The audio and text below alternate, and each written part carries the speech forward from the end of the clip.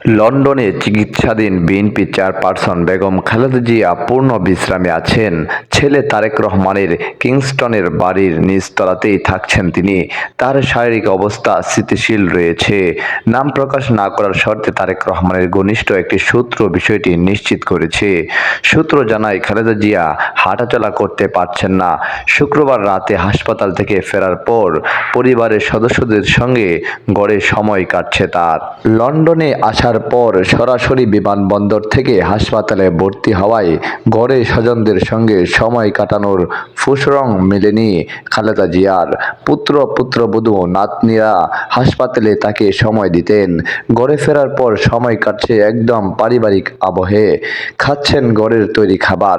তারেক রহমান ও তার স্ত্রী ডাক্তার জুবাইদা রহমান সার্বক্ষণিক তার দেখভাল করছেন। আরাফাত রহমান খুকুর স্ত্রী শারমিলা রহমান স্মৃতিও থাকছেন কাছাকাছি। তিনিও শাশুড়ির দেখভাল করছেন। তিন নাতনিকে কাছে পেয়ে অনেকটা নির্ভার খালেদা জিয়া মানসিকভাবে আছেন উজ্জীবিত।